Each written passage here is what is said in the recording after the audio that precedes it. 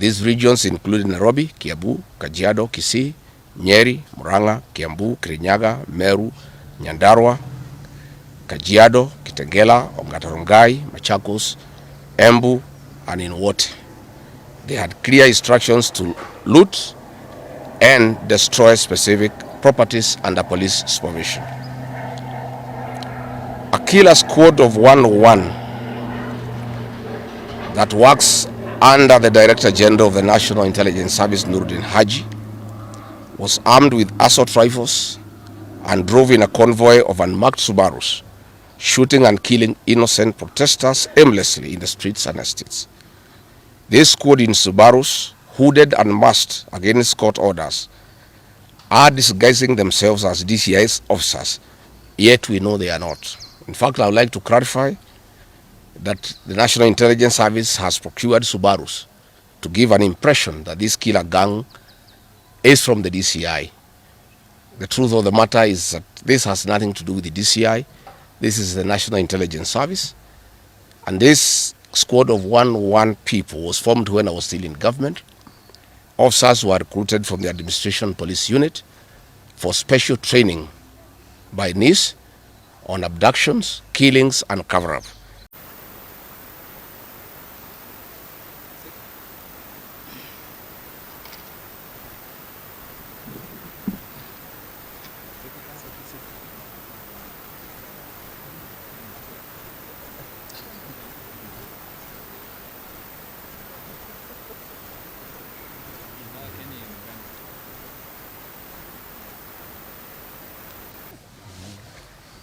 Are you ready?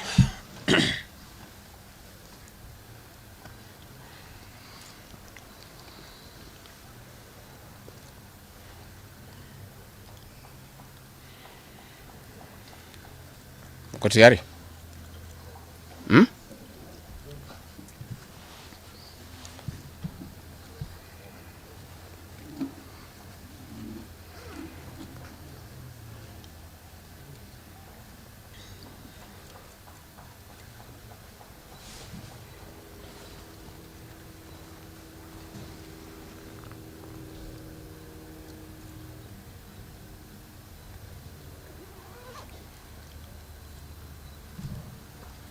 Mko tayari? Thank you. Dear Kenyans, you are all aware of the political developments in our country. We are standing at a point of economic, political, and social nosedive as a nation. As a country, we, the people of Kenya, are being treated by William Ruto as less Kenyans at any given moment. Driven by the resolve for a better Kenya and patriotism, I've heard a call from the people of Kenya to speak into the matters that are of concern to them and all of us for our common good. On the 7th of July 2025, during the 35th anniversary of Sabasaba, Kenyans from all walks of life led by Gen Zs, unarmed and peaceful, went to the streets. This is not the first demonstration that has happened in Kenya this year where lives have been lost and property destroyed. Unbeknown to these peaceful demonstrators, the tired regime of Ruto had a well-organized state-sponsored militia in cohort with the police and other state security agencies to maim, kill and destroy property and blame it on the Kikuyu community and specific leaders who are perceived unfriendly to this killer regime. This targeted profiling of the Kikuyu community and destruction of their specific business is an economic sabotage not new to the narrative of William Ruto. On the 30th day, these state-sponsored militia, under instructions and guidance from the police, were dropped in different places in the country and mostly in the Mount Kenya region and other regions not perceived friendly to the government. They were strategically dropped past midnight, and then roadblocks were placed by the police while others was dropped early in the morning. The militia were procured by Ruto. Governors and MPs allied to him. These regions include Nairobi, Kiambu, Kajiado, Kisii, Nyeri, Murang'a, Kiambu, Kirinyaga, Meru, Nyandarua, Kajiado, Kitengela, Ongatarongai, Machakos, Embu, and in Wote. They had clear instructions to loot and destroy specific properties under police supervision. A killer squad of 101 that works under the Director General of the National Intelligence Service, Nuruddin Haji, was armed with assault rifles and drove in a convoy of unmarked Subarus, shooting and killing innocent protesters aimlessly in the streets and estates. This squad in Subarus, hooded and masked against court orders, are disguising themselves as DCI's officers, yet we know they are not. In fact, I would like to clarify that the National Intelligence Service has procured Subarus to give an impression that this killer gang is from the DCI. The truth of the matter is that this has nothing to do with the DCI. This is the National Intelligence Service. And this squad of 101 people was formed when I was still in government. Officers were recruited from the Administration Police Unit for special training by NIS on abductions, killings, and cover-up. And this is a squad that is killing the people of Kenya. The killings and the business destruction pattern point to William Ruto's ethnic profiling narrative, which he is a master with no rival.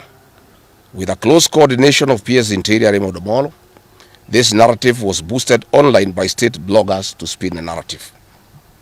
The Cabinet Secretary Kipchumba Murkomen's public to shoot to kill order, coupled with assurances to police officers that the government will not cooperate with the investigators in police conduct, has emboldened security forces. Police officers are now on record threatening citizens who are in their homes, boasting of their license to kill, acting with a confidence that can only come from the highest echelons of power. Mr. Murkomen's admission that these are not just instructions from him but orders from above removes any ambiguity about where responsibility lies. It will be recalled that in the run-up to the 2007 general election and its aftermath, the narrative of 41 against 1 was a masterpiece of William Ruto. The target was profiling Kikuyus against the rest of the country.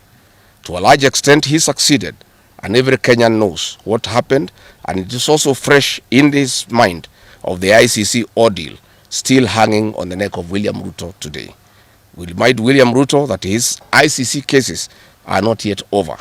They have been posed after witnesses disappeared, and what he is pretending over are crimes under the Rome Statute. It is clear history is repeating itself, and the architect William Ruto is back on the deck. He is hell-bent to finish his unfinished business with the people of Mount Kenya, destroy their businesses and make them black sheep of Kenya. Despite this horrible experience, the people of Mount Kenya voted William Ruto to a man in 2022 general elections against the advice of President Uhuru Kenyatta, whom Mr. Ruto had branded as a drunkard and a useless leader. Today, the people of Kenya, and especially the Mount Kenya region, feel sorry that they did not heed to the advice of Uhuru Kenyatta. These state-sponsored militia were key in touching of various parts of the country with ease of police assistance to prefer terrorism charges on specific people from the Mount Kenya region. So far, about 50 young people are in courts in trumped-up charges of terrorism in scenarios of state-managed crimes by the state. Again, this is a clear onslaught on the Kikuyu nation. A case in point, when a police station in Mawego in Homa Bay County was torched, the suspects for that particular crime have been charged with arson. But when a police station is alleged to have been torched in Kiambu, suspects from the Kikuyu nation are charged with terrorism charges. This is serious ethnic profiling. Last night, in Juja and Kirinyaga, these state-sponsored militia invaded various businesses. Luckily, in Kirinyaga, after Wananchi went to Sagana police station and they refused to act, saying they had orders from above not to interfere, the people organized themselves and repulsed the militia. Mr. Ruto's ethnic profiling has led to the destruction of the foreign properties belonging to the people of Mount Kenya. Maguna supermarkets in Meru, Kahawa West, and Murang'a. nice supermarkets, hotel and petrol station, a nice city in Mwea in Kirinyaga. County supermarkets in Kabati and Kirinyaga. Power Star supermarkets, Quick Mart supermarkets in Eastern Bypass, Shell and Total Min markets in Ruto, Chill Post Hotel in Gong, Boju Shop in Keserian, Homegrown Supermarket among others, and the Family Bank in Kahawa and Ruto. Notably, in Meru, these state-sponsored militia tried to attack Meru Dairy Processing Plant and were repulsed by workers. In Nyeri, they further tried to attack Wakulima Dairy in Mukurweini, and the attack failed. We urge our businesses to heighten security surveillance on their business premises and production lines, especially the KTDA, coffee factories, milk processing factories, among others. We take note that in Meru, on Sunday the 6th of July, at an event attended by CS Kipchumba Murkomen, the MP for Bori, Mugambire Dikire, indicated that a supermarket would be attacked the following day. As sure as December 25 is Christmas, and true to his word, Maguna supermarket was touched by the state-sponsored militia, which the MP was private to. Why hasn't Mugambire Dikire been arrested? How did he know that a supermarket would be attacked? This is selective justice. The evidence that these militias are state-sponsored is plain for all to see. Videos circulating widely show police officers not merely failing to intervene, but actively transporting armed groups who proceed to unleash destruction with apparent impunity. Uniformed officers have been seen standing guard as these groups rampage. They are in action and a stark contrast to strong statements being made by government. In Nyeri, journalists were attacked by these militias in the presence of the police. It is well documented. This is a clear indicator that Ruto is working with governors and MPs allied to him to destroy businesses owned by the Kikuyu, the Meru and the Embu, and blame it on people who don't support his administration. This is a tactic that was used by the colonialists with the collaborators who searched earth policy and touched buildings and businesses and blamed it on the Mau Mau. This divide and rule tactic will not work, Mr. Ruto. We know that in Meru, they want to use this mayhem to blame Mithika Linturi. In Embu, they have already blamed Mkonji Gitonga. In Kitengela, Iron Gong, they want to target Senator Seki and MP Onesmus Ngogoyo. In Nyeri, they are trying to haunt Honorable Kagusha. And in Kirinyaga, they are targeting Senator Murango. We want to remind President Ruto that it is not the Kikuyus who want him out of office. It is the entire people of Kenya. Kenyans are suffering equally across the country. That is why Kenyans have said, if you, Mr. William Ruto, believe that it is the Kikuyus who want you out, then all Kenyans are Kikuyus. I want to thank the people of Kenya for standing out against this tribal profiling of the Kikuyu. The people of Kenya yesterday did wonderful by saying that the Kikuyus should not be profiled. This morning, I've seen Ruto quivering and wailing in uncontrollable anger. Mr. Ruto, excessive anger is not a solution. I want, with a lot of humility, to advise you to stop being angry. That will not help. You need to know what you need to do because you have not been listening to the people of Kenya. The people of Kenya are more angry than you are. They are angry because you have overtaxed them. There is wanton corruption. There is abductions and extrajudicial killings. There is ethnic profiling and other ills that bedevil your administration. If you want to be calm, please abolish the housing levy and give dignity to the payslip. I have heard you saying that you cannot give jobs to the young people. Please restore the dignity of the payslip. Restore the capacity of the middle class. The middle class will give jobs to these young people. Stop killing and profiling the young people. Listen to them.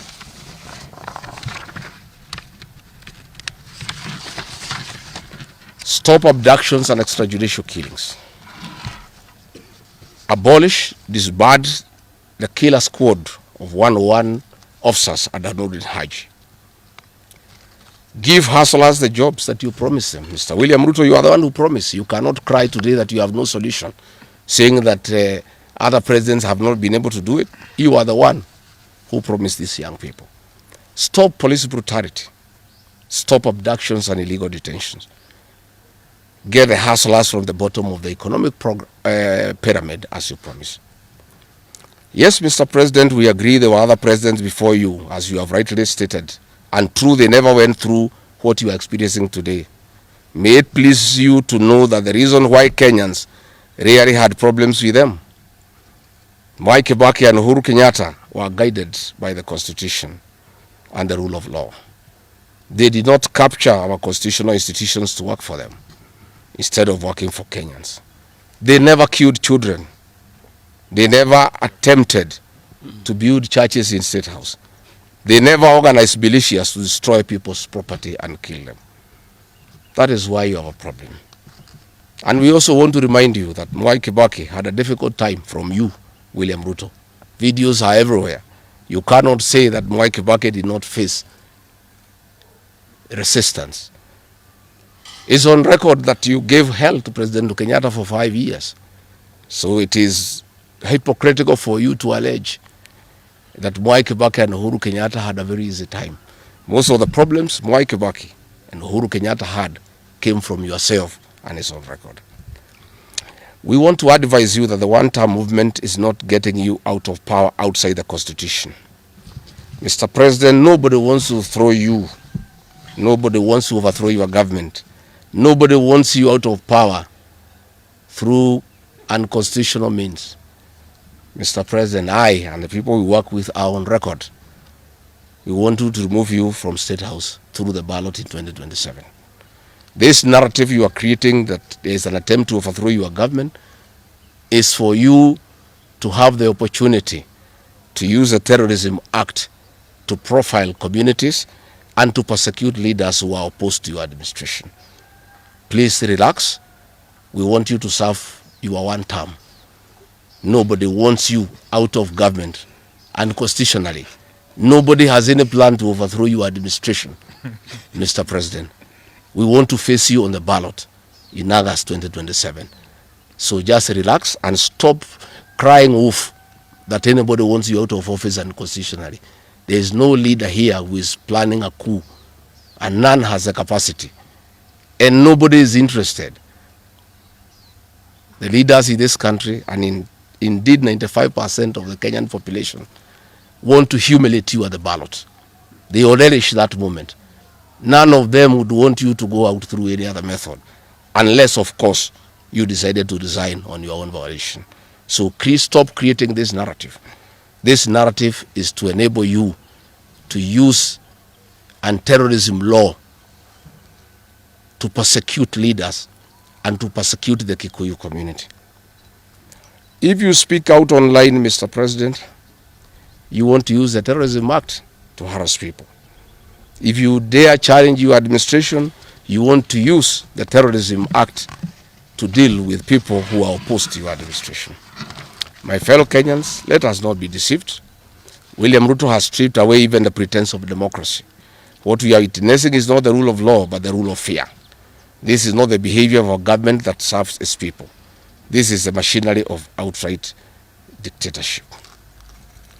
Finally, I want to announce to the people of Kenya that tonight I will be traveling to the United States of America to talk to the Kenyans in diaspora and the international community about the state of the nation. I would have wanted to stay in the country at this very difficult time when our people are under siege, but I have engagements that I'm not able to postpone.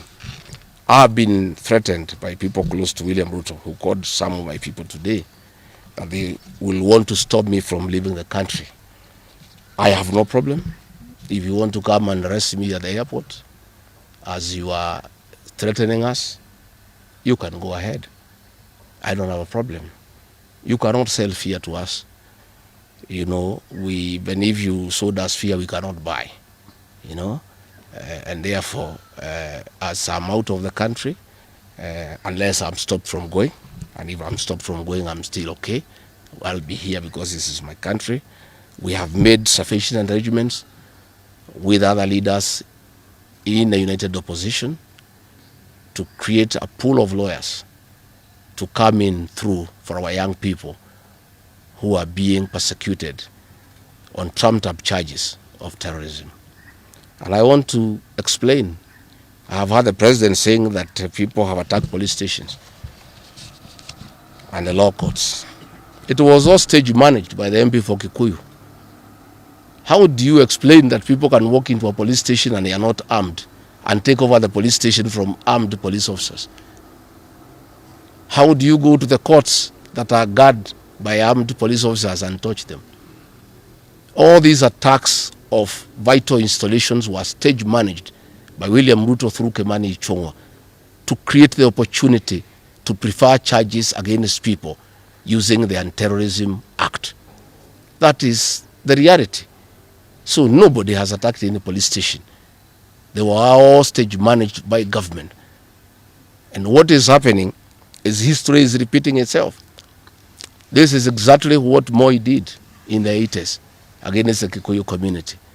After the abortive 1982 coup, he used sedition laws and the clandestine Kenya movement to profile the community and hold people into court, and they'll be taken by Bernard Chunga after 5 p.m. This is history repeating itself. I want to ask our people to be calm, to be cautious, and to be strong. I want to appeal to our young people, the Gen Zs. Looking at the scenario of what is happening and what William Ruto has planned, I want to ask my children, my sons and daughters, to consider applying the next onslaught against the President William Ruto by getting IDs and registering as voters so that they can deal with William Ruto on the ballot. Because I fear for them. Anytime they go out to the streets, they are killed like chicken. I would like to preserve to us these children. We would like to live with them. We would like to see them grow. And when we look at the desperation of William Ruto and the brutal force he is using against these children and the use of state militias to attack them, I would like to plead with them to consider to join us, we in the opposition, by registering as voters. And in 2027, we'll be able to get rid of President William Ruto. William Ruto, finally, let me ask you a question. The Kikuyu nation, the Mount Kenya people, you call tribalists every day. These people you are waging war against, their businesses, are the same people who voted for you, even after what you did to them in 2007. They forgave you and considered you as a person they can elect as president. You have turned against the community. You are trying to mobilize other Kenyans to profile them and to fight them, but they have refused. These same people from Mount Kenya have the capacity to support somebody else. It must not be you. And they proved that they are not tribal by voting for you when you are Kalenjin. They can vote for a Kamba. They can vote for a Kisi. They can vote for a Luya. They can vote for a Maasai. That sense of entitlement that you are having to the Mount Kenya vote is misplaced. They voted for you, yes. You betrayed them. You turned against them. They don't have to vote for you again. Please stop persecuting them into submission. They will not submit to your brutality, to your vicious attack against them and their leaders. That I want to tell you for free today. I have listened to you talking with a lot of anger, calling them tribalists. They are not. How can they be tribalists when they voted for you and you are not one of them? But you don't have a sense of entitlement that they must vote for you. You know what you have done to them and why they have reacted the way they have. And I want to assure you, you cannot scare them into submission. Even if you jail them, they will not submit. These are seasoned descendants of the freedom fighters, and they cannot be intimidated. So let me encourage my leaders here as I go away to remain strong, to remain focused, and to speak for the people of Kenya. I am I have a lot of gratitude to the Honorable Stephen Kalonzo Musyoka and Eugene Wamalwa who have been in court the whole of yesterday and today, standing strong and defending our young people who have been framed and charged with treason. For those two leaders, I want to give them the gratitude of my community and our leadership. They have come through for a community when it's under siege, and we are indeed very, very grateful. I want to ask our leaders here to be vigilant and to continue speaking out to the people of Kenya. Should the situation get out of hand and I need to cut my trip short and come back to join the other leaders in defending our people and speaking for them, I will gladly do so. Thank you very much. Good. That's comprehensive. I don't think iko maswali hata kidogo. Labda ile watu ya Kameme iko na Nairobi.